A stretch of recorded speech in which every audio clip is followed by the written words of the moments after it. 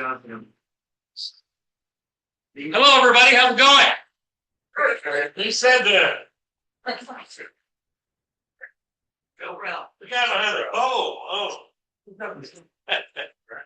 Welcome, everyone, to the holiday edition of the Larry Dierker Houston SABR chapter meeting. I am Joe Thompson, your president of the chapter for now. The reason I say for now is I told all of you, if you showed up, you were going to get a holiday treat. And I don't want anybody to ever call me a liar. So I went to Academy and I bought some Big League Chew gumballs for everybody. So even if you don't want to chew the gumballs, there's 80 of them, so you could probably take a few. And people on Zoom here, I could probably send y'all something. But here's some Big League Chew gumballs. You can pass it around and take as many as you want, as long as they make that 80 over there. So I also have some Dodgers stuff here that I'm giving away. I'm cleaning out my Dodger stuff. You were here last month, you know why. Tonight we are having a book review over this book right here. So throughout the night, somebody may win this. The trivia contest winner may win this book. Greg will be giving the presentation over this book. James Gadd, the Astrodome. And I have some baseball cards. So, and some Dodger stuff. So, all right. So it is a holiday special. All right.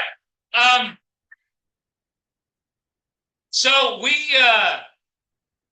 if this is your first time here, either on Zoom or in person, please raise your hand.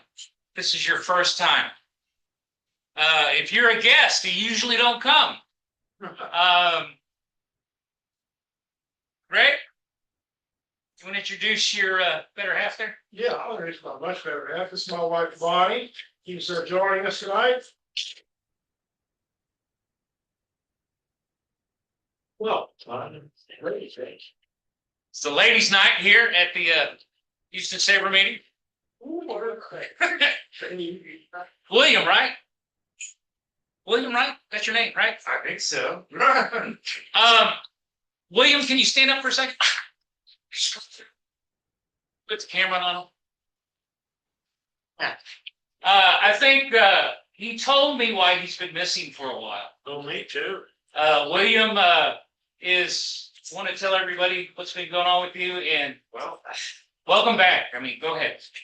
I'm cancer free. You're cancer. Welcome back, William. So we are glad to have you back. All right. Okay. Come in. That's another reason I did my iPad. So I'm also going to welcome some new members. Jackson, where you at, Jack? Jackson Gilbert, there you are. Jackson, we met you last month, right? Yep. Just sick this month, so I'll see y'all in January. All right, I understand. From Katy, Texas. Okay. Yep. And I don't see Ethan Larimore. All right. From Fairfax Station, Virginia. So long commute, right? All right, but welcome Ethan and Jackson, new members. If you have not renewed your membership, please log in and renew your membership. Also, I'm going to ask one other thing. Make sure your information on the SABR website is correct. There is something I would like to do starting next month that Chris, our membership guy, has helped me with already. I want to recognize members and how long they've been part of SABR. And we have some chapter members here that go back to 1982. So if SABR National can recognize people that show up to every meeting, every conference, then you know what, we can recognize people. So starting next month, we're going to recognize people, whether you're, I don't care if it's 1 year or 5 years, Go online, make sure your stuff is updated. The day you join, make sure all that's correct. You can also go on SABR's website. You can join any chapter if you just tired of listening to me, you want to start listening to somebody else. Or you can join any committee or anything like that. There's so much stuff you can do on the SABR website. It's not just coming to meetings and having some great stories here with us. You can do anything. And if you join another chapter, that doesn't mean you're no longer a member of this chapter. Well, that's true. You can join as many chapters as you want. So, You have one primary chapter and then. right, one primary chapter, and then ours.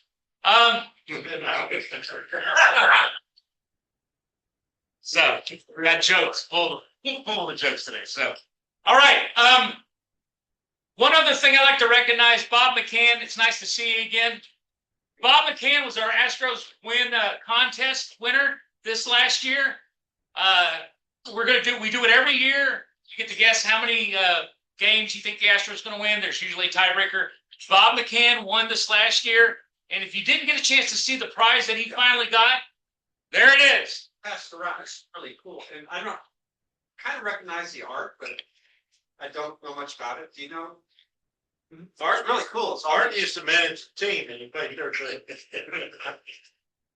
But yeah, this was his gift. So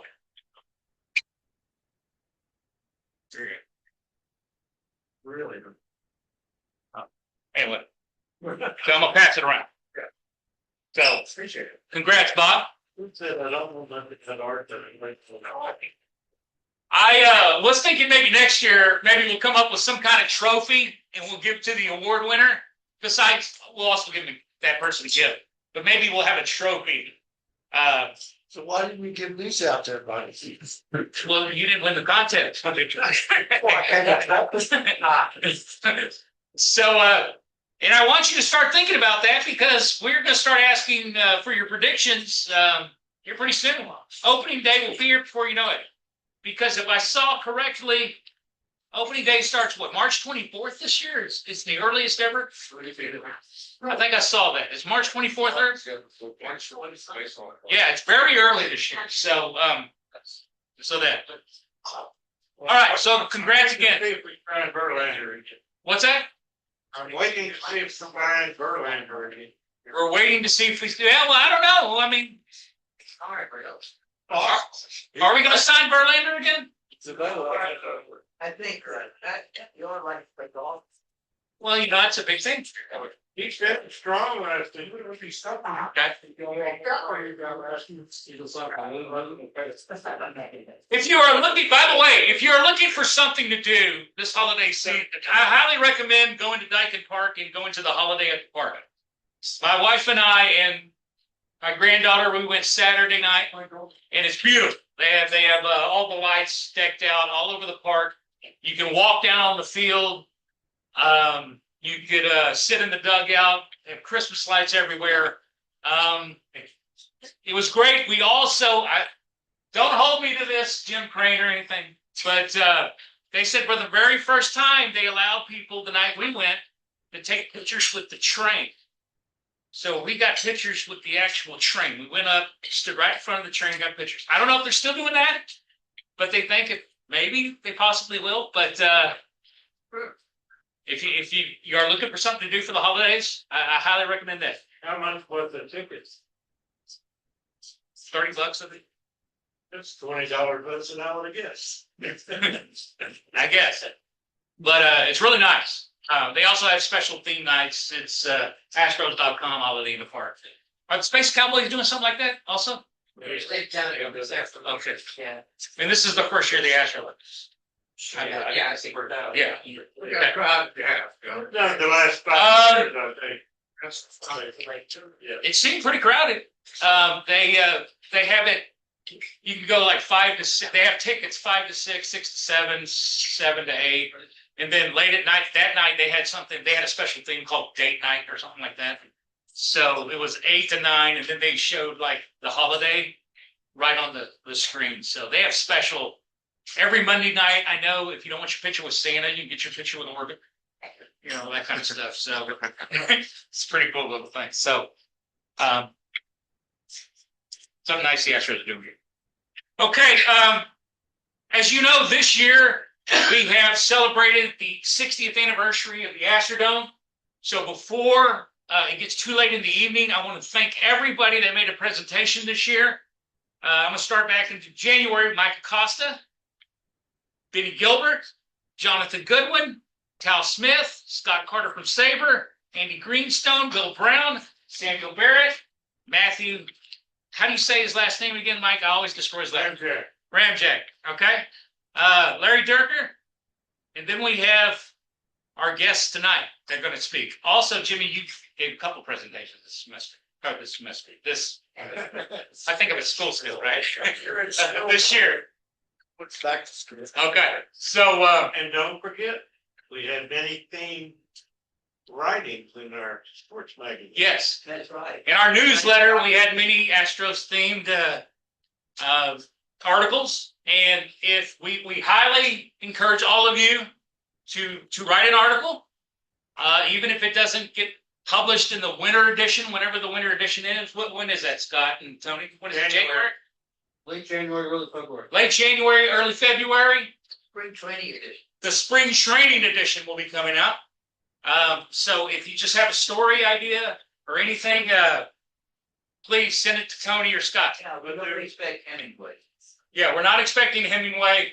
But they're still accepting Astrodome memories to complete the year. Right, they are still accepting Astrodome memories. That's right. Parking lot. Parking lot memories. We don't want to write about those.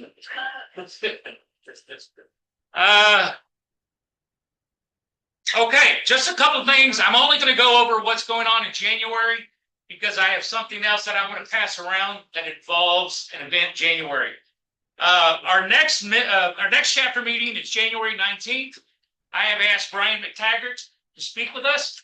He hasn't said yes yet, but I'm hoping McTaggart will speak to us in January to tell us about what's going on with the Astros.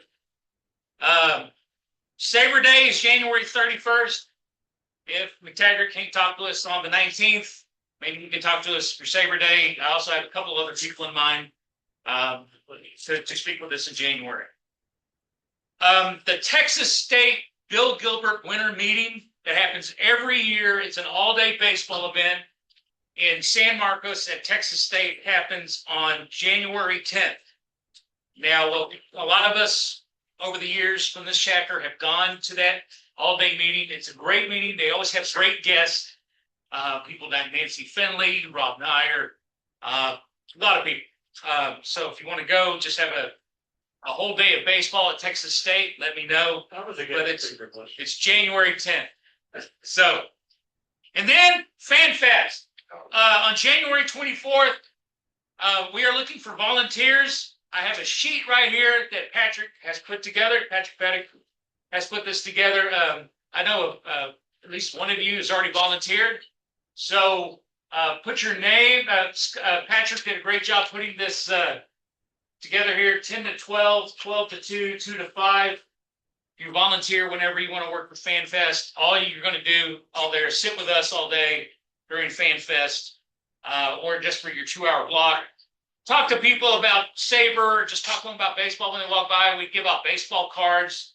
It's a great thing. I mean, it's a fun time. So I know John has already said he wants to volunteer. John told me he wants to do it all day. So John, we got you down. I do it as long as you need me to. Okay. All right. I had a whole day last time. Good. So I'm going to pass this around. Put your name and your phone number, and make sure Patrick gets this at the end of the night. Right, Patrick? Yeah, Robert wants to. Okay. And if you want to volunteer on Zoom, just put your name and phone number, and we'll add you to the list. The times are 10 to 12, 12 to 2, and 2 to 5. Okay. And that's Saturday, January 24th at Astros Fan Fest. I'm gonna pass it around. Yeah, 41%. Just whenever you want to. John being funny. Okay. All right, we got quite a few speakers tonight, but yeah, Mike. And the 25th of January. What's the 25th of January? Is Saturday the 24th is Fan Fest. Right. The I do all. What's your name? I'm a Hog Center. Oh, that's not set in stone yet, I don't think. Well, you're supposed to ask people if they think it's a good idea if we go out there and put a solar table. Okay, that's the 25th. Do you remember the details? Because I don't. Yeah, it's late out there. You remember the details, Mike? Because I don't. I'm kind of at a rush in here. Joe and I went out to the I'm a Hog house Bayou Bend. by Ben, she was the richest lady in Houston for a long time. They struck oil out West Columbia, and they were making $100 grand a day before taxes in the 1900s. Yeah. And so she was a philanthropist, and they have a nice house out there, and it's beginning, and they have the Azalea tour every year, and that's the climax going to her house. But and she died, I think, in the early 70s. But they invited us. That's where we did our interview about vintage baseball. They put a little 30-minute clip of kids on their website. And then they have a visitors day where we can go out and put up a table and invite people to SABR. They're also have invited us later at some point to do a vintage baseball demo out there. And it's right there at Memorial Park, so it's very centrally located. That's right. Right on. I'm glad Mike remembered that. I see the email now. It's Sunday, January 25th from 1 to 5. They asked if we could have a table out there to talk to people about sabers. So if you're interested in that too, let us know. Well, what I'm hoping is that we go to Fan Fest and we sell some books and raise some money to do some things like the vintage baseball game we had was very nice. For those of you that didn't go, a lot of wives came, we had spectators. And then afterwards, Patrick cooked. We had a little picnic and hot dogs, just sat down, and it was a nice social. Yeah, my wife brought some food. Everybody brought some food. Yeah, it was great. For the 2014 National Convention that we hosted, that Bob ran, Bob and several other of our members wrote articles. Scott, you were in it, weren't you? I didn't go, but I may have written something. But yeah, but we did a book. Maybe you all haven't seen it, but it's the history of baseball in Houston from the 1869 when 1861 to 1960. to 1961 when it's in 62 the Colt 45s came. So it was all the minor league and non-major league baseball history. And we still have about 100 of those books left, at least. I've got a bunch of boxes of them that I got out of Michael Vance's warehouse. You've got 2 boxes, but they sell for about $60 a piece.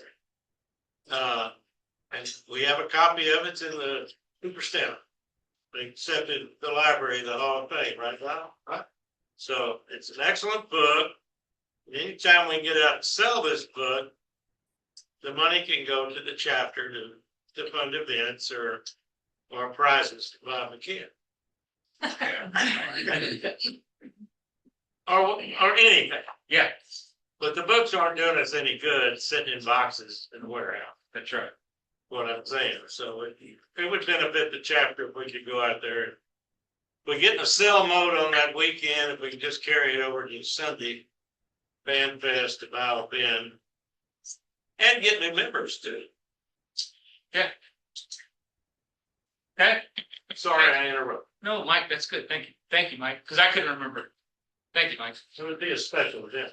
Yes, that's also, that's the VP of special events right there. He's keeping me on track. Thank you, Mike. All right. So, we had a board meeting, on, Friday, and, we talked about some of these things. So without boring you to tears for everything we talked about on Friday, what I'm going to do now is introduce our guest, our first of a couple of guests tonight, which is Scott Barzilla. Scott is going to talk to us about the the Hall of Fame worthy outfielders from the Astrodome era, right? Or something like that. Scott has been a chapter member for a very long time. I'm serious, 25 years. Trying to remember. Okay, he's the author of such books as Checks and Imbalances, The State of Baseball Management, the Hall of Fame Index, and the Hall of Fame Index Part 2. Additionally, he writes regularly for Battle Red Blog and the Crawfish Boxes for SB Nation and Vox Media. Additionally, he has a weekly podcast with Tim Costello called Born on the Bayou Sports, where they talk about the Astros, the Rockets, and the Texans. Also, a long time ago in a galaxy far, far away, I used to write with Scott on his blog, Breathing Orange Fire, many years ago. So, man, that goes way back. 2006, or 2011, right? Yeah. Something like that. So, yeah, he's been doing this for a very long time. And the year of the prior winner, that's probably the right, the year the prior winner. So, without further ado, Scott, it is all yours. Everybody give Scott a hand. All right, thank you. So, on schedule, since this is the Astrodome, I thought I'd lead off with my Astrodome story, which I don't think I've told anybody here. I was actually an employee of the Astros in 1990 and 1991. So that would have been when I was 17 and 18 years old, still in high school. So I got a job I was as trying to get the screen shared. Oh. You're blocking my. I'm blocking everybody. All right. So I got a job as part-time grounds crew. And so my job was to rake around before the games, and then during the 6th inning, go out, replace second base, rake around there. And I remember the very first game I ever worked, the guy that was playing Orbit at the time approached me and my partner and wanted us to do the Pee Wee Herman around the first base coach. And I remember him telling me that if I touched him, he was going to kick my ass. So that was my introduction to the Astros. Got paid the grand total of $20 a game to work those games. But really, I would have done it for free because you got to watch Astros baseball from the Catfish Hole behind home plate. But my story really begins in 2011 when I published the first version of the Hall of Fame Index. And I developed my theory right about the same time as Jaws. I don't know if how many are familiar with Jaws. It's on Baseball Reference. He's getting a lot of money and I'm still teaching. So that's kind of where that went. And I didn't think I was going to do anything else with it until about 2018, 2019. And Harold Baines got elected to the Hall of Fame. And so I said, damn it, I've got to do this all over again. And so I wrote another version of the book. And so it includes Baseball References WAR, it includes Fangraphs WAR, and the book has win shares, which are no longer available because Bill James has since retired. So the new version doesn't include that. And so the idea was to combine the total and then also the best 10 years of a player's career. So we can go on to the next one. What I discovered, and this is the picture of the Astrodome, it's actually on my screensaver at work. What I discovered about the Hall of Fame, and just to go into it, and I love the discussions we had, the last couple of months, is that we are asking the wrong question. The question we ask is whether any particular player is a Hall of Famer, and that's the wrong question. The correct question is who is the best player at any particular position who is not in the Hall of Fame. And you start there, and then you move backwards. So, giving you an example, this year, Jeff Kent is elected into the Hall of Fame. Okay, is he a Hall of Famer? Maybe. He is now. He is now. Is he the best second baseman who's not in the Hall of Fame? Absolutely not. Absolutely not. The best one, according to the index, is Lou Whitaker.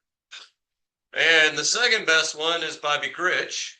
But neither of them are going to get elected this time or, anytime near the future.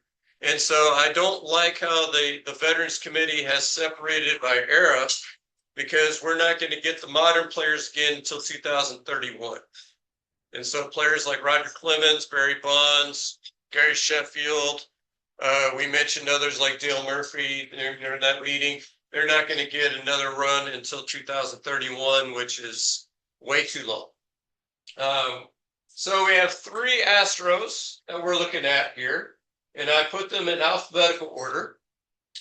And so what I've done with the Hall of Fame Index is that I've taken a look at everybody in the Hall of Fame at a position, and I eliminate the very top and the very bottom. So when we're looking at center fielders, which is what Jimmy Wynn and Cesar Cedeno are, I do not compare them to Willie Mays because that doesn't make any sense. Because if you compare any player to Willie Mays, nobody's going to get into the Hall of Fame except for Willie Mays. So I remove those players and also remove the players at the very bottom. I don't want to compare any player to Lloyd Wainer because Lloyd Wainer has no business being in the Hall of Fame. So I try to find the guys in the middle and I compare our players to them. Yes. Like Chris Baker and Joe DiMaggio stay in, or? Tris, I do not, well, they stay in the Hall of Fame, obviously, but I don't compare players to them because they're too. Okay, so you take them out with Willie. Yes. Okay. Take them. So Joe DiMaggio's out, Tris Speaker is out, Mantle's out, Griffey is out, Mays and Cobb are out because they're too high up on the food chain. Ted Williams is a left fielder, but he also, I would not compare any left fielder to him as well because he's too high up on the food chain. And so the whole idea is that can you get to within 20% of that median level? And so that's what we're looking at. And we have 3 Astros who played in the Astrodome who get to that level of being within 20% of that median. So our first one up on the list is Cesar Cedeno. So he gets, he's not quite to the median level. And then if you go to the numbers, a lot of these are not going to make a whole lot of sense. So I'll just kind of ballpark it. Offensively, he is not quite to the median, but you can see how he's very good. He's 23% better than the league average. The Hall of Fame tends to be around 40% on the average in center field. So he's not quite there, but he is about at that 20% mark. And so he's almost there. Basically, when you look at Cedeno, I would compare him. I hate comparing players in different positions, but looking at Don Mattingly, for instance, at the last ballot. Don Mattingly did not get in, according to the Veterans Committee, because Don Mattingly put up a number of good years, but he got hurt and just couldn't sustain his career long enough. And the same is true of Cesar Cedeno. He was good for about a good 8 or 9 year period, and then he hurt his ankle, and so he just could not sustain that level. Another problem is when you look at the playoff performance at the bottom, those numbers are not very good, and that's probably because he got to the playoffs late in his career when his ankle was already, giving him problems. It broke the week before the playoff. Yeah, so not a good look for him. But he just doesn't quite fit there. The defense is a little subpar, and the hitting is just a little bit under what the Hall of Fame median is in center field. Our next one is actually Jose Cruz. Now, Jose Cruz is from my time period. I'm too young to remember Cedeno or really Jimmy Wynn playing. But Jose Cruz is from my time period watching the Astros. And one of the reasons why I did the Hall of Fame Index is when you look at the Astrodome probably is the toughest hitting environment in baseball history. And so when you look at the raw numbers especially for a guy like Cruz, they're not going to look very good.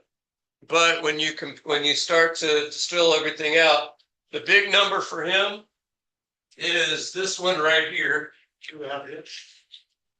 77 runs above average defensively in left field. That makes him out of the players that I profiled in left field, it makes him the #1 defensive left fielder in history. So very, very underrated player because he didn't hit for power.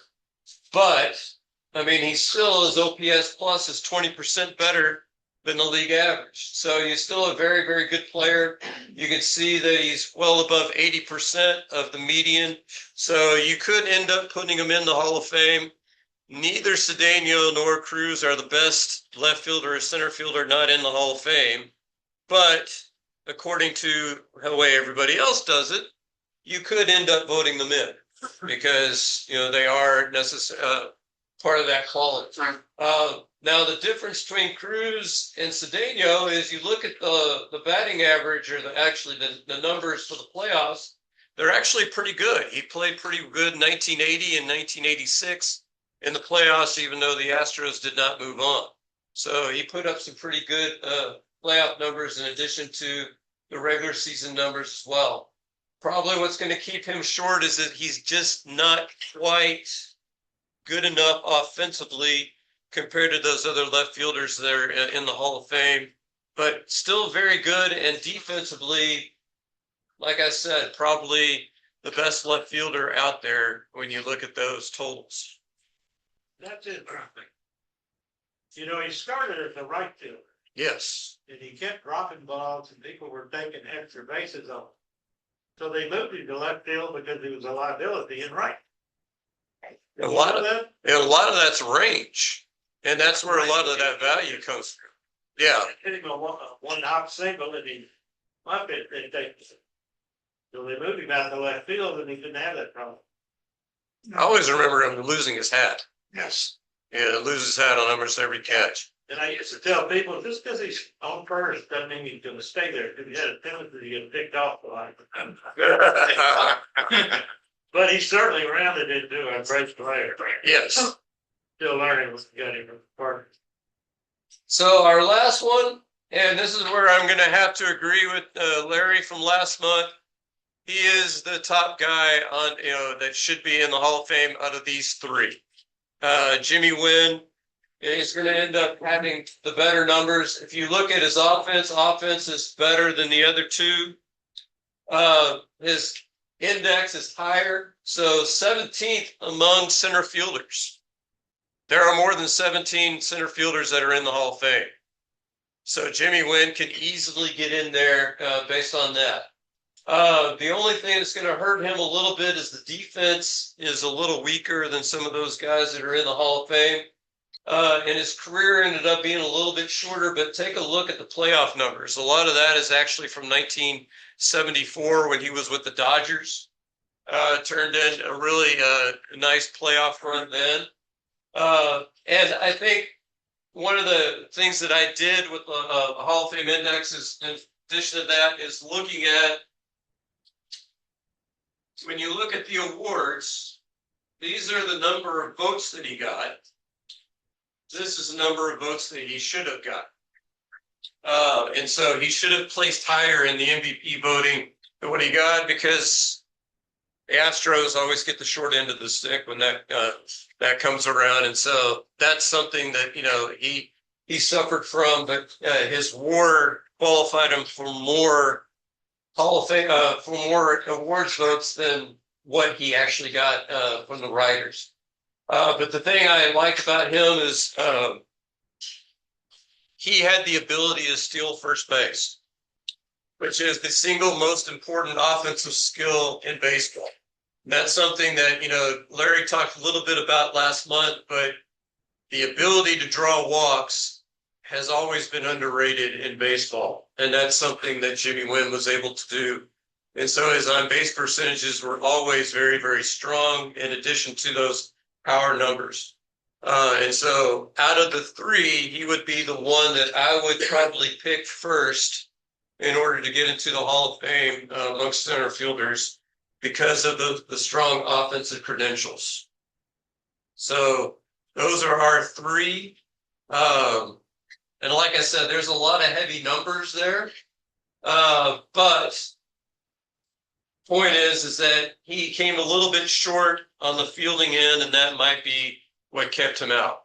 He had the National League record for walks. Yes. 44. The Barry Bonds came along and they Walked him intentionally, I think 140%. Yeah, except for Larry. Has he come up with Veterans Committee or the Ancient Committee or? I think he's come up, but I don't think he's gotten support. But that's the problem I have with the way that they do things is that it's rotating every 6 years. And so you come up with, like, for instance, 19th century players.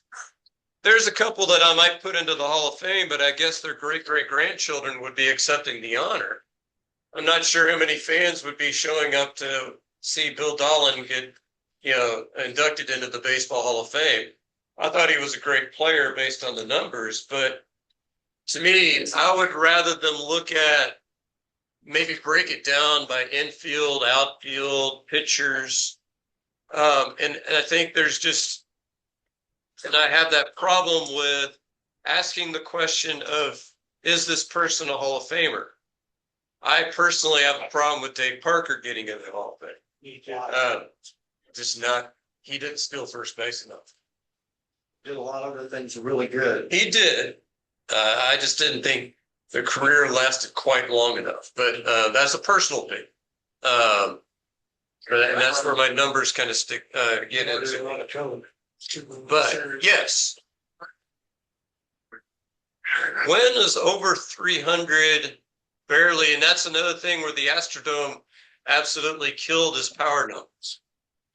And so that's why I look at numbers like the OPS plus, because that adjusts for the home ballpark. Do you think the voters actually look at stuff like that? Some of the newer voters do. Some of the older voters don't. And the voting, it gets, they kind of evolve over time. And the same group that votes for the Hall of Fame is the same group that votes for the MVP award and the Cy Young Award. And I don't know if y'all have noticed recently, but the Cy Young Award rarely goes to the pitcher with the most wins, at least in the last few years. And so those voters are starting to look more at ERA. They're starting to look more at some of those other numbers. And so those exact same voters are the ones that are voting for the Hall of Fame. And so eventually those newer numbers are going to be the ones that start to get more in vogue whenever we start looking at the Hall of Fame. I think so, because the Cy Young's been that way for a while. I mean, a lot of relievers they haven't gone. Strictly win. Yeah.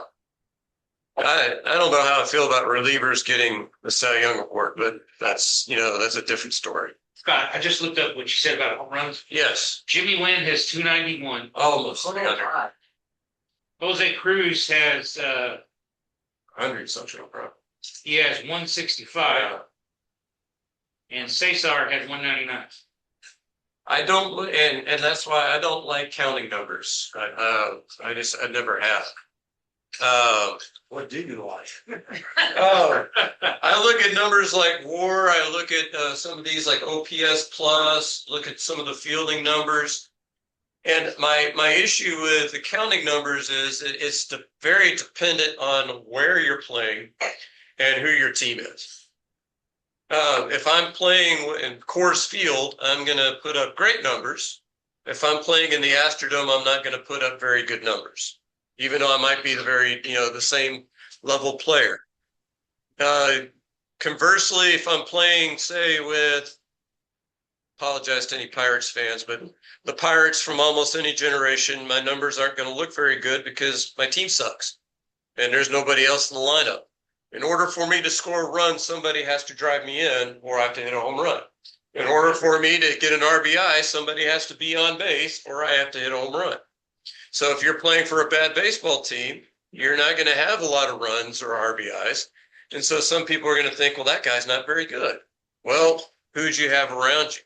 That's kind of the question. Same thing is true. Like if you look at, some of these, the great teams, the Yankees teams over the years. Well, yeah, you're littered with Hall of Famers. They're playing around you. So yeah, your runs scored, your RBI is going to look pretty darn good whenever you got 4 or 5 Hall of Famers in the lineup. It's like when, if you're looking at the big red machine, that's how guys like Tony Perez get into the Hall of Fame because, yeah, you've got Pete Rose, you got Johnny Bench, you got Joe Morgan. Yeah, you're going to have a lot of hard run scoring and RBI opportunities in those situations. So you got to look at the other stuff. Derek Bell. With 100 runs, the Astros, they're talking about him being a big RBI man. He had like 240 men on base. But he had Bagwell and Vigio ahead of him, both with over 400 on base percentage. So he never batted without. Yeah, Operation Shutdown, Derek Bell. He never batted without base. So, and you look, those teams, and you had other decent hitters too. You had Sean Berry was a decent hitter. You had Carl Everett was a good hitter for a while. So, those are good baseball teams, whereas other teams just didn't have those good players, to get you those run scoring or RBI opportunities. The same thing with wins if you're looking at a pitcher. I hate to pick on him, but Jack Morris, got a lot of easy victories because offensively they would score 6, 7, 8 runs for him. Detroit or Toronto? Yes. But man, Toronto he has a 3.90 career ERA. That's, that's pretty high. It's good, the series. What was the series? Sure. 91, great series, 10 scoreless innings. But the point is that I remember my vivid memories of Nolan Ryan in 1987 was leading the league in ERA and finishing 7-16 because the Astros could never score more than 1 run when he pitched. Did you read the Baseball Express, our letter?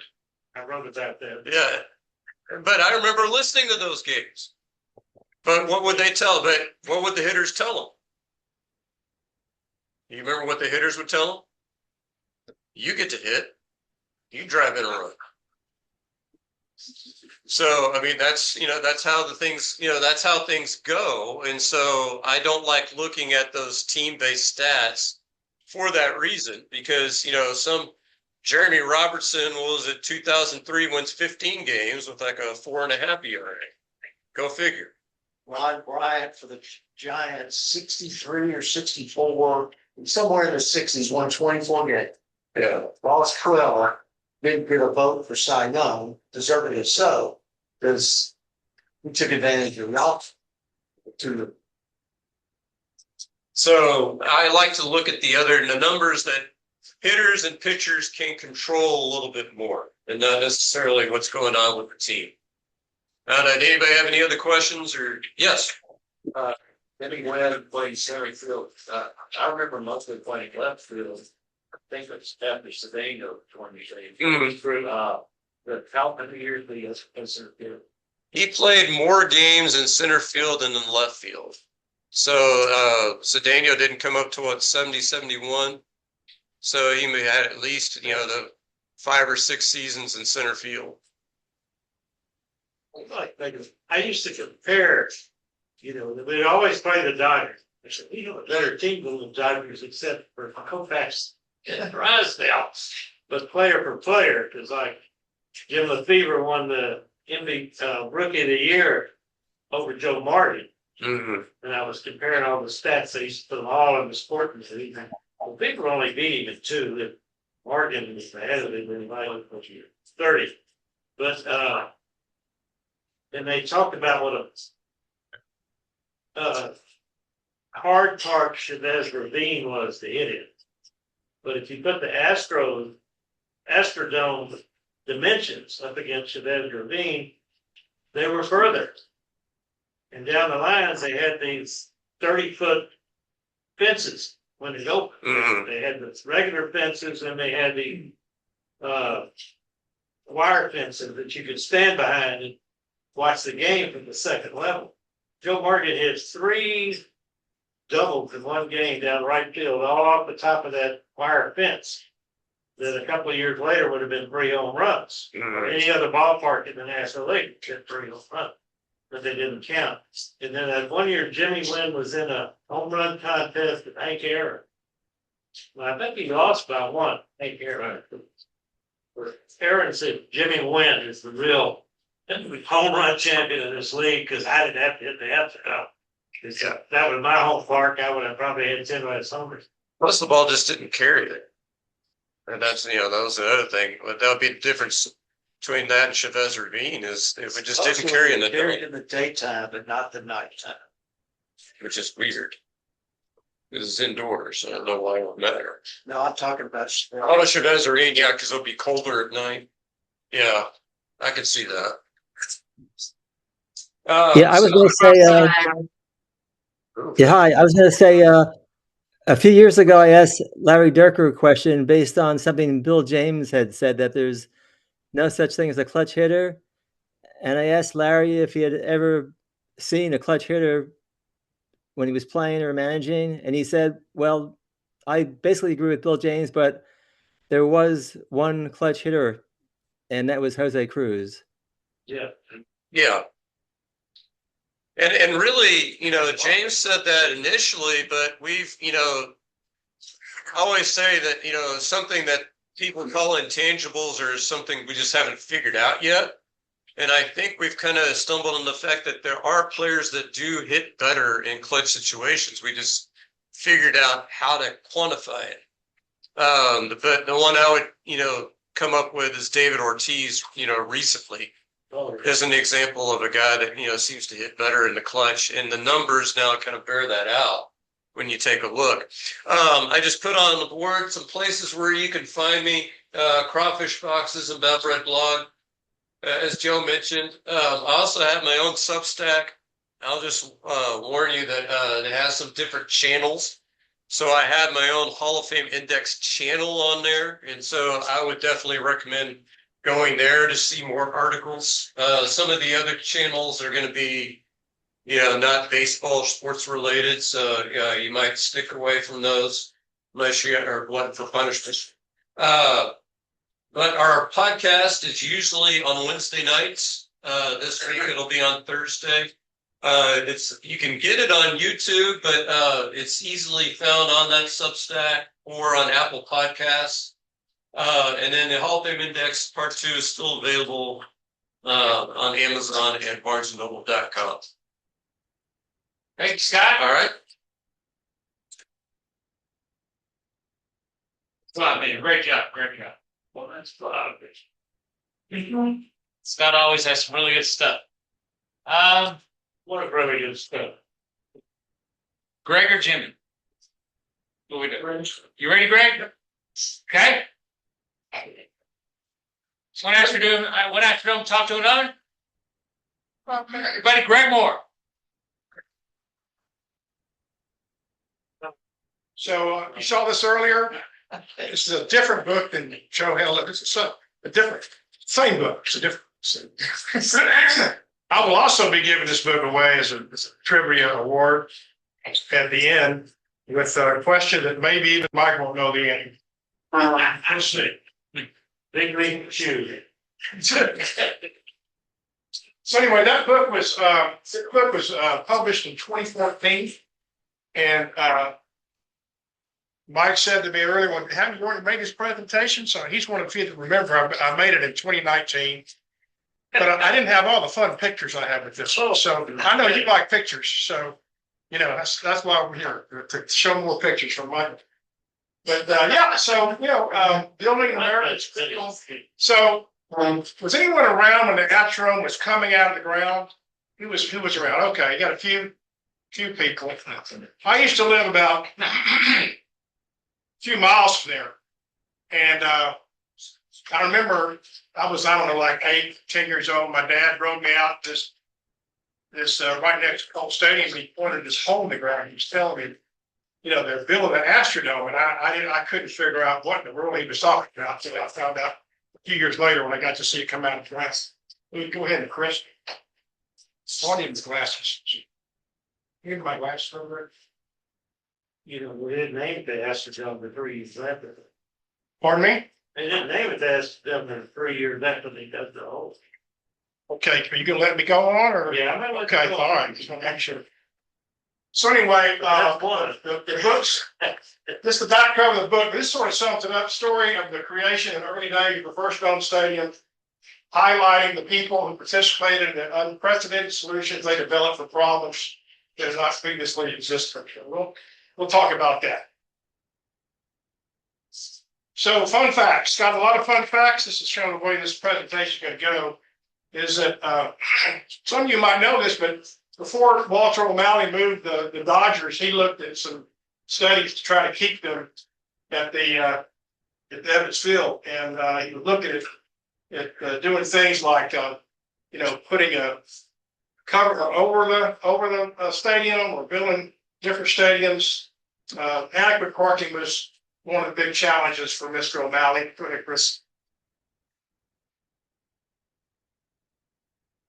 And one of the proposals was to have a retractable roof. And I like the way they said it had a playing surface with synthetic substance to replace grass, which I thought was kind of fun. The entire field would be painted any color, which of course the Astros did a little grass painting in their time later on. Okay. And he talked to Mr. Fuller to build an aluminum frame geodesic dome. So the thoughts about having a dome stadium over a baseball field, this was not the first time that had these kind of thoughts. And O'Malley couldn't reach an agreement with his politicians in New York. And so the rest we know is history with him. So the original push for this was interesting to me, was they were going to build a stadium in Memorial Park. Anyone ever heard of that before? I'd never heard about it myself. And there was this lady that was mentioned earlier. Her name was Amahog, who went to do this. And when she did that, she had a lot of power because her family's the one that donated the land for Memorial Park. So that didn't fly, and for good reason. Okay, so this is the original site. It was bought in 1961. Roy Hoffines and Ori Bob Smith. Ori Bob Smith was the money behind that pair, and they bought it from the Hilton Corporation. And they sold it back to the county of Acosta. That was very nice of them, right? Oh, by the way, they kept some of the choice parcels around the dome for themselves. So that kind of helped out down the road in their financial situation. So most people don't know this about, people know about Roy Hoffines in his later days, but he was quite a young guy when he was coming up through the ranks here in the Houston Harris County area. He eventually, of course, was the chairman. He graduated law school in 19, was a Texas state representative in Harris County court and judge and two-term mayor of Houston. Of course, the word judge, he wasn't a judge, but we all know the county judge here is not a judge. That's why he was always called Judge Hoffines. So a vote was established to approve the bonds, and he established a blue chip committee to study the bonds, and it was chaired by Leon Jaworski, who most of us will know from his time as being the Watergate special prosecutor in 1973. And he reached out to the local leaders of the Black community for support, who then supported the vote overwhelmingly. Segregation was still an issue, obviously, in Houston in the early 1960s, and Hoffines promised the new facility would be fully integrated. And so the $22 million referendum passed by a solid margin and had overwhelming support in African-American neighborhoods. So they had a few different architects that helped build the dome, and one of them was this Lloyd and Morgan, and they had built the Rice Stadium, and they built it in 11 months of 1950, which is a record time for innovative construction techniques. And of course, they're looking to get the dome built, because the longer you take to build something, the more it costs. So we want to try to get it built up quick, and that's why they hired these folks. No air conditioning. So no such volume had ever been attempted to be air conditioned before. Basically you got a big rooms over 200 feet high, and the problem was solved by developing vent register, the big throws of air for 350 feet. So I grew up going, at the dome as a kid, and I can remember anywhere in the dome, when they said it was 72 degrees in there, it was. When they said 73 degrees at Minute Maid or Dierker, it ain't. For those with big money like Mike who sit down low, it's nice and cool. A lot of us sit up top. If you're on the third or fourth level, man, it's I guess it's teach my head at night. It is hot up there. And I'm not talking 78. It's above 80 up there. But maybe the magic of diking will then, get it cooler here the next few years. Okay, I thought this was interesting. There was a 40% of the population were regular smokers back then, so they had to recirculate the air through charcoal filters. I thought they used that for cigarettes. Who knew, right? So to try to clean out the air and the Astrodome, but I don't remember the air ever being that dirty in the dome or it smelled like smoke. Maybe it did at the time. Who knows? Okay, this is fun. So there's lots of pictures of these guys. Instead of the old golden shovel, Of course, in Texas, we have to do something Texas. So we use Colt 45 pistols. Of course, it was the name of the team was Colt 45s. And they use gold shovels to fire to the ground using blanks. So go to the next slide. So then we brought on the African American leaders in the area. They gave them pistols and they shot them to the ground. But for some reason, that picture did not appear in the paper the next day. And during those times, we can all understand why. But Hawthorne's reached out to them real early and assured them that the African American, this would not be a segregated state. It's still an issue in those times, right? And so this is a big deal. He kept his word, though. He kept his word. Yeah. Okay, so Judge Hawthorne's by 1966, partners had left or were pushed aside, leaving the judge in complete control. I found a great quote here. It says, there's a great quote in the book from S.I. Morse, one of the other architects. He was asked, did you get along with Roy Hawthorne? And he answered, you don't have to get along with him. You just have to say yes. Next. So innovative construction technique, this lamella system was used to build the dome. And they used the same technology to construct the Sam Houston Convention Hall in 1928. They built that thing in just 64 days. And it's around in the 60s, right? When I was going down to see Paul Bosch and Friday Night Wrestling, right? In the Sam Houston Convention Hall. And the dome took nearly 3 years to construct. And unfortunately, we had 3 guys or construction workers who died. Okay, here's another fun one. This picture. Yep. So they were concerned about baseball being played indoors. One of them was whether a pitch would act the same. So they hired Satchel Paige, and they somehow found a uniform that would fit him, which I found was interesting. And so he invited to toss a few pitches. So at age 58, surrounded by photographers, he threw a few pitches wearing a borrowed Astro uniform. He declared, he declared there was no difference on the dome than any other place, and said, quote, my curveball breaks good here, unquote. He went on to predict deep fences and lack of breezes would make the dome a pitcher's paradise, which of course turned out to be an absolutely correct prediction that we talked about earlier. Okay.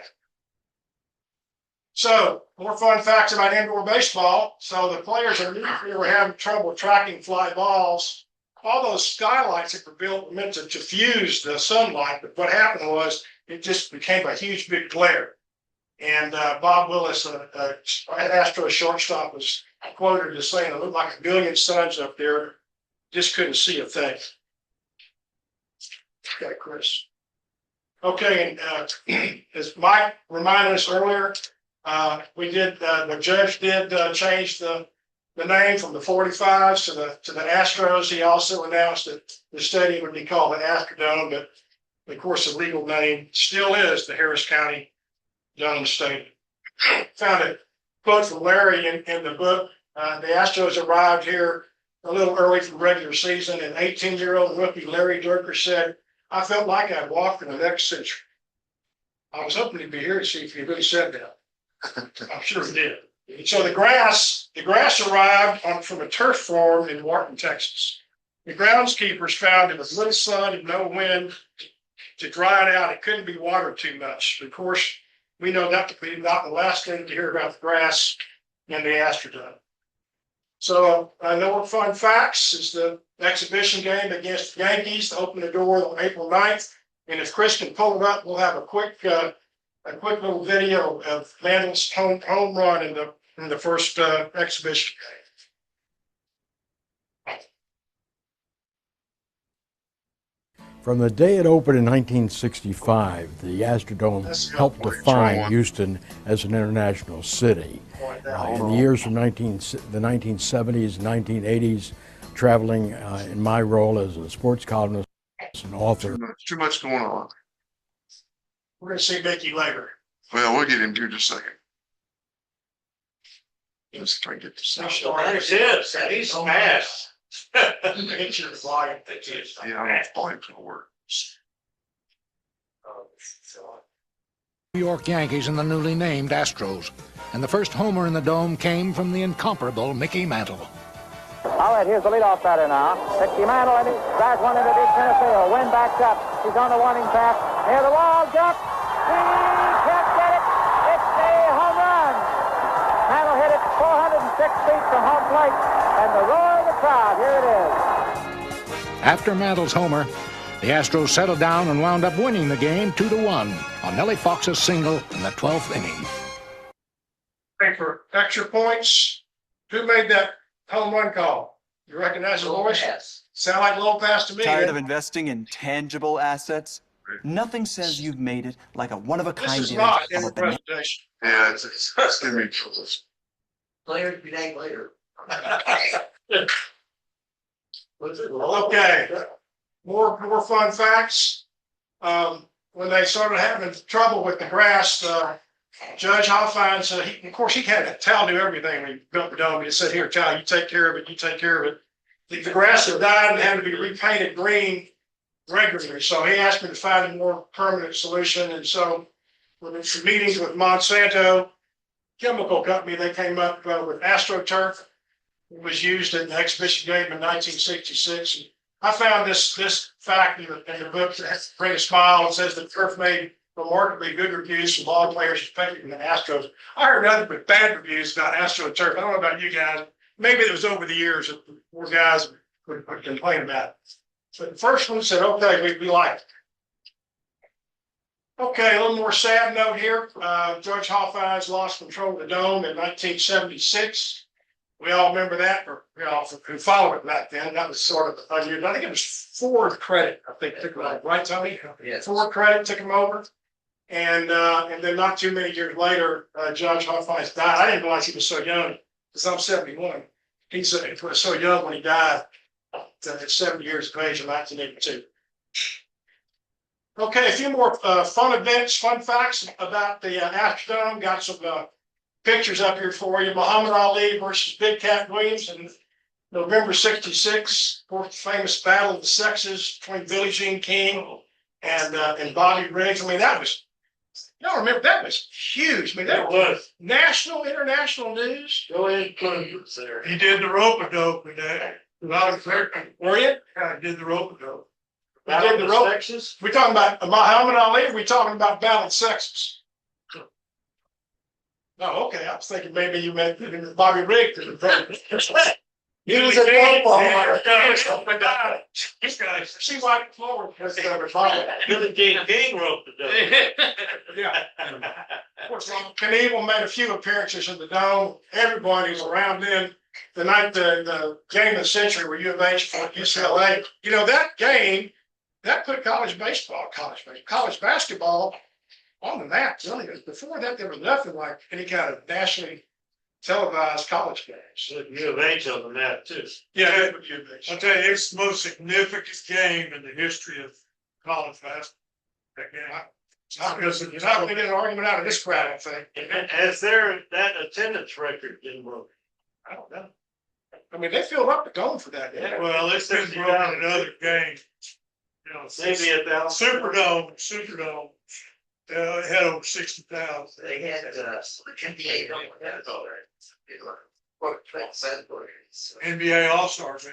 And then, of course, we had the '68 All-Star game, and I'll be talking more about that in a minute. And one of my favorites is I was there for it, Mike Scott's no-hitter to win the '86 NL pennant. Muhammad Ali, Big Cat Williams' personal story. I was 12 years old at the time, and somehow I talked my mother into driving me and my neighborhood friend to go down to see Ali car to get ready for the fight. And it was in the Astro Hall. And We just walked in. I mean, there was no like, they weren't like charging. We just walked. We walked in. We're like standing right next to the ring, you know. And he's working out. And finally, he stops and taking a break, and people walking up to him and giving him papers and, you know, getting him to sign stuff. And I'm 12 years old, and I'm like, oh my God, I got to get Muhammad Ali's signature, you know. So I looked down. I found an old matchbook cover. Don't remember those things. Matchbook covers. I borrowed a pen, and I have Muhammad Ali's signature on this little white piece of paper. It looks like hand scratch, but I know. Was he Clay then? Was he Cassius Clay in '66? I don't think so. I think he changed his name. Actually, I know he changed his name because this is the there you go. Yeah. To the list. Yeah. He had changed his name, fight, and then they, of course, they ended up drafting him, and that's when he refused to be drafted, and they threw him in jail. Didn't he have another fight, 71 there? I don't know. Because he was out at Astro World. I was there. Well, there was a tournament. There was a tournament, of 8 fighters. And I think you're right. I think there was at least 2 rounds. Fighter cut, he was sad. Roy, yeah, from cut and shoot. Roy, I'm out of my depth here. It's over by Conklin. Yeah, that's who he fought from Roy. But it's the match. Roy Harris. I did fight. Bobby, you want to take out a right wing? Okay, so Harris, that's right. Well, Harry. that's my presentation up to win a copy of the book. This is a brand new copy. So talk about the '86 All-Star game. Some of y'all in here are going to remember that. Mike Piper were there. Gilbert. Gonna remember the score. What was the score? What was the score? 1-0. Who were the teams, Mike? National League. He made a sport all around the game. Okay, we're getting all kind of stuff. But I'm like, yeah, you hadn't reached my. Gilbert did the split. Okay, all right, hush. Okay. All right. Okay, so Willie Mace scored the run. So in the first inning, he led off with a single. He came around to third base on an errant pickoff attempt, wild pitch, and he scored on a double play. How boring is that? But the National League won. Now, to win the book. Oh man, how many questions is this? Hush. To win the book, who was the pitcher that he scored off of? They threw the errant pitch and they gave up the double play. Who was the pitcher? American League. I can't. He's on the American League. That's right, man. I can't believe this crowd is being stuffed. Early win. Huh? I forgot. What year was it? 1968. Dave McClain. Anybody? Louis Tiant. 94. Who? 94. Somebody said on the radio, who said it, Louis Tiant? I did. Who's I? We don't see you. Oh, Samuel. Okay, Samuel. Sammy? Sammy. Sammy, did you look that up or did you guess right? No, I knew it. I didn't look up anything. Can't hear me. I never said. Can you repeat that, Samuel? I didn't look it up or anything. I promise. All right. I All know. right. Can I get his address? I got his address. You got his address? I'll send you the book, Samuel. Okay. That's a good win. All right. Great guest, and I hope you enjoyed the presentation. Right there. Yeah. Okay. Yeah.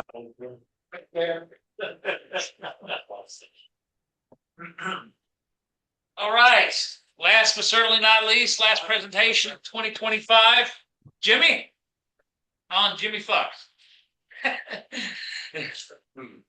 Got double X on. Double X. Down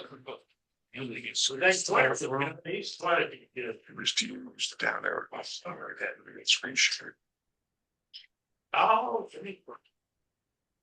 so you think Jimmy Fox ought to be in the Hall of Fame? Second best first baseman. Just want to make sure. Yeah. You got tough lists.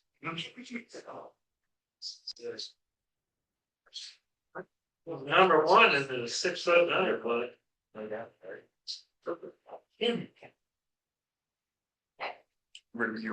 So I know this group knows a lot about Jimmy Fox, and what I try to do is Jamie Foxx. What I tried to do was give you some facts that maybe you didn't know. So he had two nicknames, Double X and the Beast. And that's his background growing up.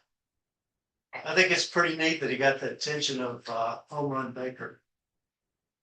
And the fact that he was offered a track and field scholarship by the terrorists. He signed by Connie Mack. And what's really neat, I think, is they went to spring training in 25 and him and Mickey Cochran were trying out to be catchers. You think of Jimmy Fox as a first baseman, but he was also a good catcher. And that was his kind of breaking in season, 16 and 112. So Mack was building a team. He had built the team back in 10, 11, and 13, and then sold the parts.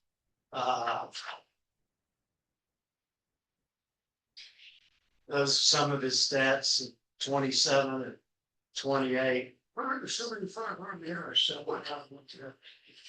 And those pretty good group teammates, Al Simmons, even though he's stepped out of the bucket, Lefty Grove, Mickey Cochran, Jimmy Dykes. So Ruth hit 60 in 27, and who led the league in 28?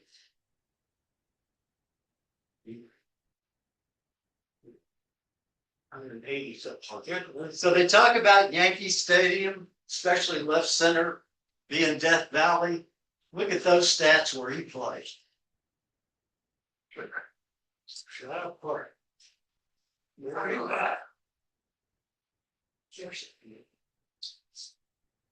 And also, he played games in Yankee Stadium and also the old Cleveland Municipal Stadium. So he played in some big ballparks.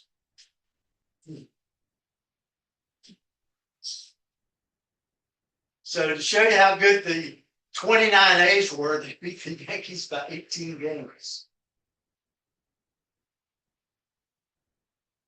29-30, and they lost the World Series to the Cardinals. And in 32, that's when his career kind of changed. He started having some sinus issues, and there weren't prescription drugs back then. And he also got beamed. And in the when he hit 58, he really didn't choke in September. He had a good September. He was sick in August. And he came to the last game of the year with 57, so he needed a hat trick to get 60. And then what I thought was neat is that he actually, the tie to Houston, he played at Buff Stadium. And what the Connie Mack did is when they would have an off day on Monday, he would schedule an exhibition game, say against somebody in the National League. So the guys really weren't getting days off.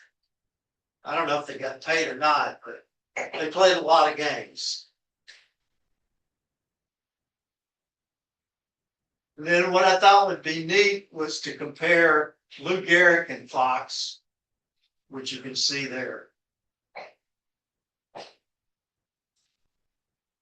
The Ribbies were the Ribbies. Yeah. And they're both playing a really good team. Oh, yeah, especially the 29, 30, and 31. I mean, Barzilla's point about years. You know, they were loaded. They were loaded. Later on in Boston, they were Right. He sold the parts again in 31. Of course, but you have to remember during the heyday of the A's was the heyday of the Depression. So there wasn't a lot of money going down. Perfect for that.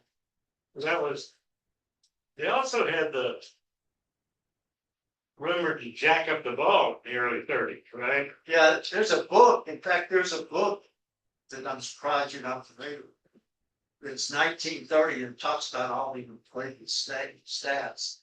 I read that, but I don't think it was a book. I have a book.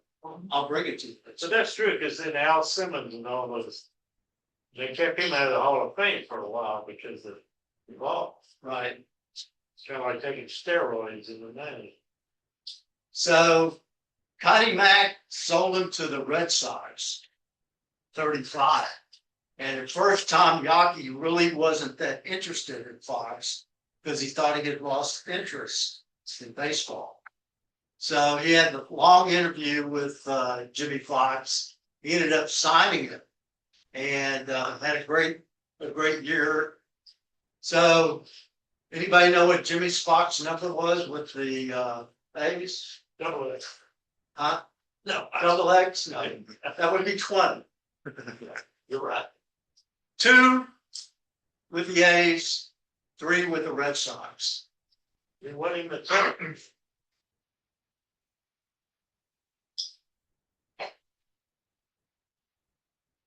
So the rumor is that the Tom Hanks character was after Fox and the movie about the ladies. League of Their Own. League of Their Own. Thank you.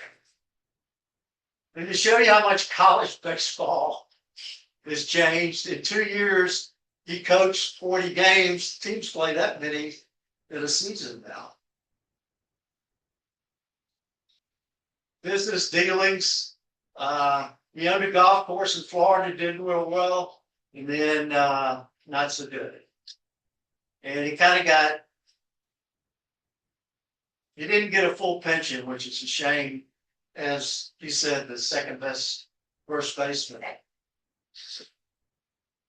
And some quotes from other players that he wasn't born, he was captured. So, Ted Williams.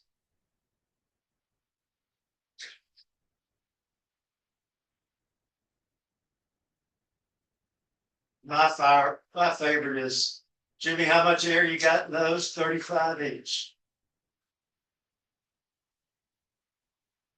What is that? I'm sorry? Oh, his arms. Yeah, his arms. And I think it's nice for our organization that ranked in 14th. And I don't know if that got up there or not. He's the youngest player to have 500 home runs, 32. But he ended up with 534. Which tells you, well, some of it, quite honestly, was his lifestyle. His sinuses. In the ballparks. Supposedly, he played at the ballpark in St. Louis, Sportsman Park. And supposedly they put up a fence up on right field where you could hit a home run. It's unsubstantiated. They put a fence there to stop and hit home runs to right field. He was right-handed hitter. Yeah, but he hit it anywhere. It's against the Browns or against Cardinals? Browns. There's no question. Go ahead. He was in Shrine Park, and you talk about how far it was to the left. Right. And center. And then he signed with Boston. It's not that far to left. Right. He also So that's those stats. Yeah. Where was he when he hit 58? With the A's. With the A's. He did that shot parts. Yeah. Wow. Pretty impressive. And he ended up his career as a part-time pitch player, pitch hitter with the Cubs. And then one thing that's cool that I forgot to mention, when he was with the Red Sox, he caught Lefty Grove's 300th win. He was a catcher. To me, is the same. Did he catch much in later years? That's about it. He did pitch. He's the last team he played for was the Phillies with the infamous Ben Chapman. We all know who that guy was. He was a guy that gave some unsolicited advice to Jackie Robinson.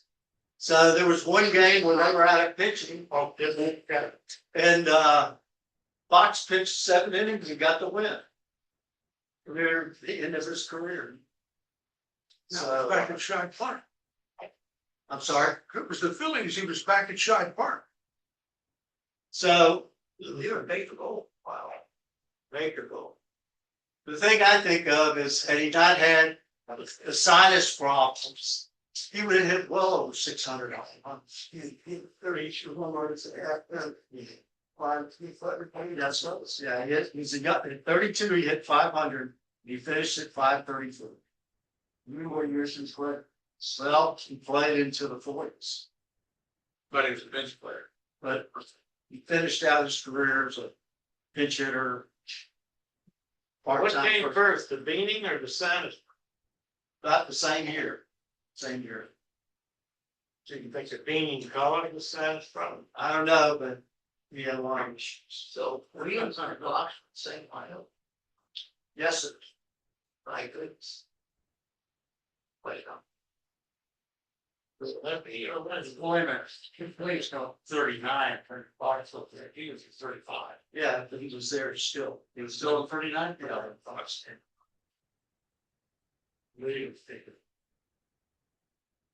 And ironically, both him and his wife, second wife died from choking to death on a piece of meat. That's why mama cares. Yeah, if she'd have shared her sandwich with Karen Copperdo, they still would have lived.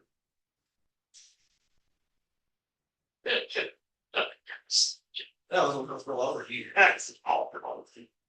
So, everybody agrees Jimmy Fox should be in the Hall of Fame? Oh, yeah. That's terrible. Hope you enjoyed it. All right, thanks. Thank you.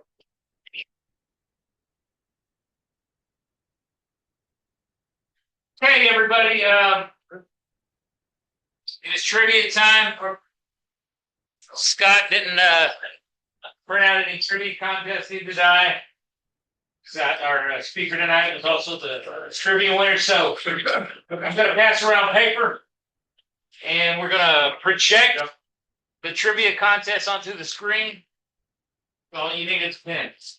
That's your trivia contest. Good luck. I made it. I need a microphone. Good luck, we're all counting on it. Need a microphone. We have a few gifts that we're giving out.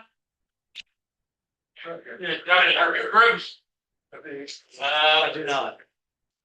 The December Saber trivia, Scruggs. There we That's go. over there. I got some paper here. Pass it around. There you go. Give me a minute, takes a second. Everybody get me stuff? Where's my paper? Okay, what, you want that? That was earlier question about the gun. You have a trivia question about the gum? God's sake. Okay, I can't read that. Oh, there it is. You don't want to out there? Where's the gun? Well, that's, he didn't print them out. You have to actually read questions here. No, you gotta be reading, so I'll read it. Yeah, I'll read it to you. He just did. Does everybody have a pen? See anybody have that? Question 1. 2 big league players were born in Honduras. Both were Astros. Who were they? That's a gimme right there. Jose Altuve. At least one bush. At least one of those is a gimme. No, that's it. They put those sweaters. Number 2, 4 prominent members of the 2019 pennant-winning Astros were born in Cuba. Who were they? Alex Bregman. Alex Bregman. I already saw the answer, that's why I'm giving it away to you. Christmas. Hey, you have a happy holiday. There you go. Great Christmas, Happy New Year. Show me that average. Okay, I will. Number 3. Wait a minute. Okay. 2 Japanese-born players that played for the Astros. Who were they? I asked McTaggart about this during Sabre Day. How come the Astros don't sign more Japanese players? My grandson was sitting right there waiting for They that put answer. at the end too. Well, maybe. Huh? Number 4, Clayton Kershaw got his 3,000th strikeout in his last major league season. How many other pitchers have amassed 3,000 or more strikeouts? How many pitchers are in the 4,000 strikeout club? 1 point each. Let's see up here. So is this 2 different questions? You don't have to name them, just the number of pitchers. Wait a minute. So wait. Okay. All right. How many have 3,000 strikeouts and how many have 4,000 strikeouts? Right, correct. Okay. So it's 1 point for each answer, just a 1 number. point for you. Number 5. This former 19th century first baseman held the all-time home run record before Babe Ruth broke it. Jeff Bagwell. Jeff Bagwell. What's good for you over there? I was going to say Altuve. He hadn't played first base yet. 6. Very sure. Come on, too short. 5 players are in the 2,000 RBI club. Who are they? 2,000 RBIs. There's probably a whole team about 2,000 RBIs in their lifetime. I bet the White Sox haven't had 2,000 RBIs this century. Number 7. 8 players have scored 2,000 or more runs. Who are they? 2,000 or more runs have scored. Who are they? 8. 8 of them. Oh. Number 8. Who's the most recent member of the... We can scroll back. You need to. Let's go back. Down 18. Let's go back.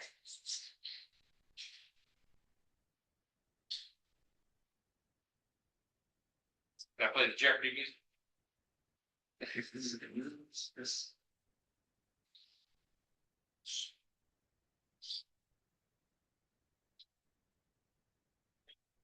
All right.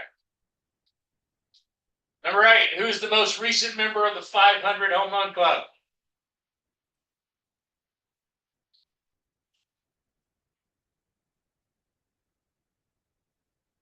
Number 9 is a great question. Who's the last player with 100 steals in a season? Great question. There's not been that many with 100 steals anyway. Yeah. It's pretty blasphemy. Number 10, who was the last 20-game winner? I'll go through them again. Go on, Dick. Is that all the questions? That's it, right? Just That's 10? it. Yep. It's 10. Number 10 was the last 20-game winner? Yes, sir. Okay, you put the whole thing up there and I'll read it again.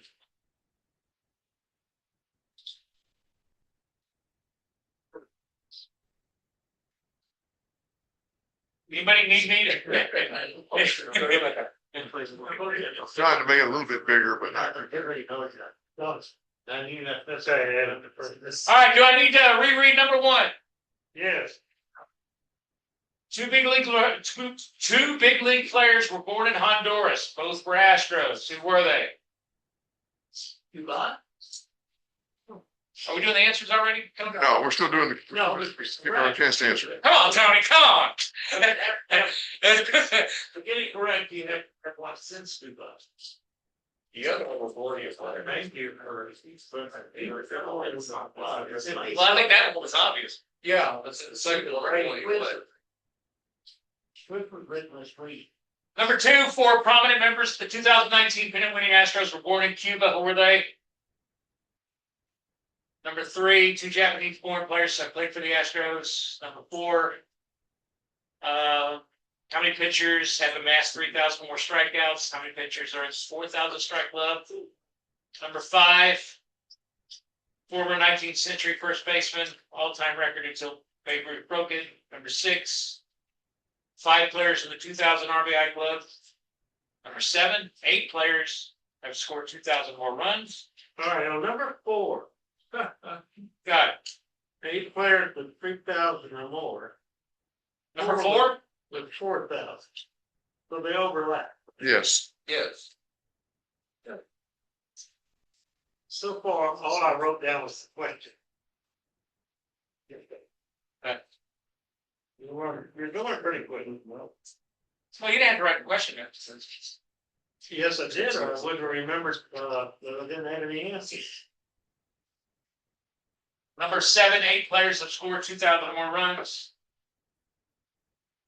Number 8, most recent member of the 500 home run club. Number 9, last player to steal 100 bases in a season. Number 10, last 20-game winner. I got 7, yeah. Take a couple minutes. Take a couple. Number 5 is Again, here are the gifts. Trace the bubble girl. and we're the ball.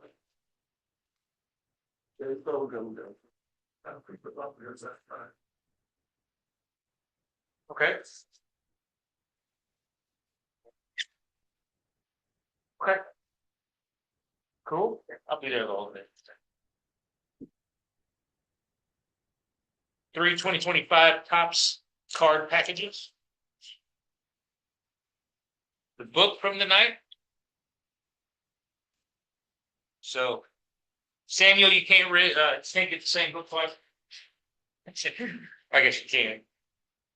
2 LA Dodgers ice cream Are cups. those for the people with the fewest correct answers? No, this is The Dodger stuff? If I were y'all, I'd pick them last. Like the way you think.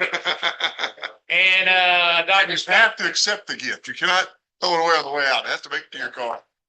By the way, all 3 of these are I got in 2017. So at Dodger Stadium. If you put the cup up to your ear, you can hear the trash can ring. Actually, if you do that, you can hear that little transmitter in their helmet they were using. The Dodgers were using. Now, don't quote me on that, but that's what I hear from inside sources. All right, we ready for the answers? Mike, you ready? Number 10 is. Last 20-game winner. Wow. What we got? Number 1. Hold on, let me copy the file. 2 big league players from Honduras. Both are Astros. Gerald Young. Mauricio Dubon. Gerald Young. I would have never guessed that. Gerald Young. That would surprise me too. And current Atlanta Brave, right? What was his dad? Mauricio In the Dubon. Did he go to the Braves? military or something? Or? Devon's supposedly the starting shortstop with the Braves for next year unless they trade for somebody better. But it was interesting when it came up. He said, if I see a Honduran flag in the stands, the Braves, I know it's for me because I'm the only Honduran in the majors. But I didn't realize that Gerald Young preceded him. I thought he was the first one. I thought he was too. So I was trying to remember the second guy, but I didn't know Gerald Young. Okay. remember the seal around Perez. Oh. Number 2. Cianal Perez. That's how you say his name? How do you pronounce his name? Cianal Perez, Aletmus Diaz, Yuli, and Jordan. Number 3. Kaz Matsui, Yusei Kikuchi. Number 4. Holy cow. Kikuchi's the pitcher we had.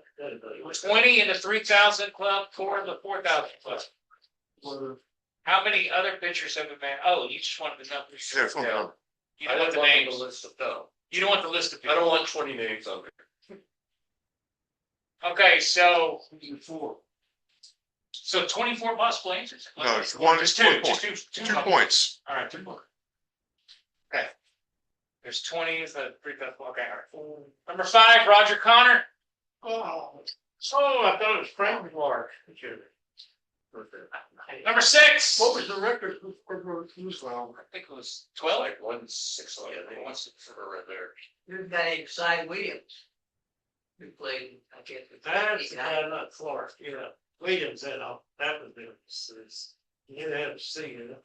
Connor's got to see that. That's early here. What'd you say, Tony? Cy Williams? Cy Williams, I think he. There's a guy that wrote a book on Cy Williams at not the Dallas convention, but the last convention. I bought a book from him. I have it at the house. And you hadn't read it. I ain't read it yet. I don't want the autograph. So number 6. Cy Williams autograph? No, the guy that wrote the book. Hank Aaron, Babe Ruth, A-Rod, Cap Anson, Albert Pujols. Gotta get the A-Rod thing. Pujols isn't Hall of Fame eligible yet, is he? Pujols? No. He's only retired a couple of years, right? 2 years from now. Yeah. Is Pujols 2 years from now? So what are we? Alex Rodriguez? Hank Aaron, Babe Ruth, A-Rod, Cap Anson, Pujols. Number 7, Ricky Henderson. Oh, damn. Ricky Henderson. We'll email you the file when it's over. Number 7, Ricky Henderson, Ty Cobb, Barry Bonds, Hank Aaron, Babe Ruth, Pete Rose, Willie Mays, A-Rod again. See, this is what Scott's talking about. These counting numbers don't mean anything. That's why A-Rod's not in the Hall of Fame. Yeah, sure. That's right. That's the only reason. Yeah, Balco has nothing to do with it. No Balco. The fact that he sued the league. Right, got it. Number 8, Miguel Cabrera. That's a while ago. 2004. Oh, no, true. Is he still in the league? Miguel. He did retire. Number 9. Wait a minute. Can we go back to 7? Number 7, Ricky Henderson, Ty Cobb, Barry Bonds, Hank Aaron, Babe Ruth, Pete Rose, Willie Mays, A-Rod. Number 8, Miguel. Wait a minute. Hey. Right now? Damn. Is he checking? Sorry, Mike, it's no printer for you. I don't care what time it is. I'm trying to follow the quiz. And you're gonna ask me how many I got right and how many I missed. So I can't. The right answer is written down. Where are you going, boy? Oh, wow. Can we move on? Yeah. No. Number 9. Close here. I got that letter. Vince Coleman. Yeah, I got that one. That's, Remember the team? That's the guy. St. Louis Cardinals. so who else is it? We have Henderson. Brock had 100. Anybody else have 100 steals? Just those 3, right? Who's that? Henderson, Brock, and Coleman were the only ones with 100 steals? That sounds Maury Wills? Did he? Maury Wills had 100. Wills and Brock. Maury Wills. Maury Wills had 100. Tim Raines? Tim Raines did it right. Okay. So That had virtually no line. yeah. Don't want to break cocaine. Back pockets, right? Stuff's Who's expensive. who got that? Number 10, Spencer Strider. Spencer Strider. Cincinnati Reds. Spencer Strider, right? Braves. Right? Braves. Did he play for the Braves. Reds? What am I thinking of? It's great. I don't know. Nobody even knows the team. 120. Oh, yeah. Well, Spencer's the pride of the. What'd you say, Mike? 120. Yeah. I said, yeah, Spencer Strider, the pride of he's who's whatever. I don't even know what team he was on. That was only a couple of years ago. They did that. We try to think of on the Reds. I don't know. Did he win the second? I think so. How many? What's the possible answer? Well, let's do the math. See. 0 times 0 equals 0, I think. Then we go back to Quincy days. I'm trying to write down all the. Cabrera's 8. 16. Yeah. Like 7, I'm sorry. Scoot on him. He was a second 7. Jenny. My pitcher. Thank you. He's a position player. This is second base, yeah. Strider came out as a rookie like 4 years ago. Yeah, I don't know why. Okay. That's why John Lloyd writes a tribute. I tried to fail this thing. All right, so the most was how much? At least what? 27. 27. That sounds right. Okay. Who got 40? Who got 28? 25. I appreciate that. Everybody moving on the screen. 20? I thought they were. Nobody with 20. Samuel, really? No. No 20, Sam? 15. 15? Wow. Tough crowd. Tough test. 13. 10. 10. 13. Okay. 14.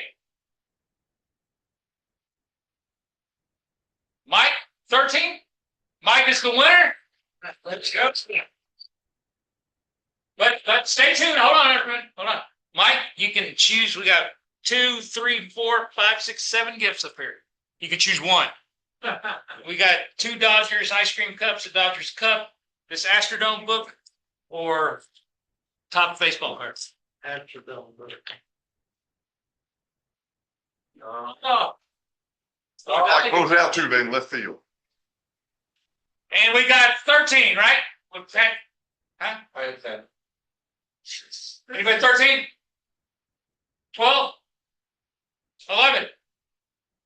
10? Both of you got 10? Okay, what you got? The baseball cards or the Dodger crap? What? Baseball cards? Baseball cards? Dodgers. Selling that Dodgers. The cup or the ice cream? Well, so do I, but it's still the Dodgers. Which one? The big.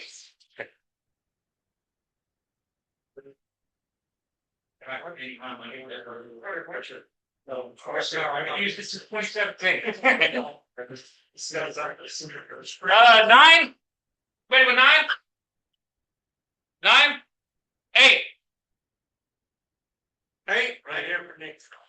Okay, we got 2 Dodgers ice cream, pink or blue.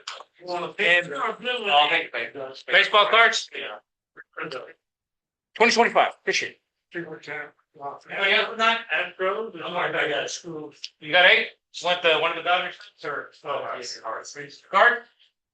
All right, so 7? 6? You want the Dodgers stuff? Here you go. Blue or pink? Blue. All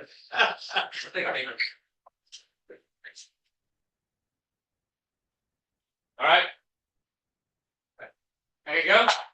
Joy. Quick trivia question. Trick. I think I've got this right. Big League Chew. Big League Chew, yes. Go ahead, Mike. Jim Bell. Jim Bell, that's right. What's the trivia question? What previous SABR presentation did we have that connects to this? Did Jim Bouton do this? Yeah. Okay, I've got the. Jim Bouton played for the Astros.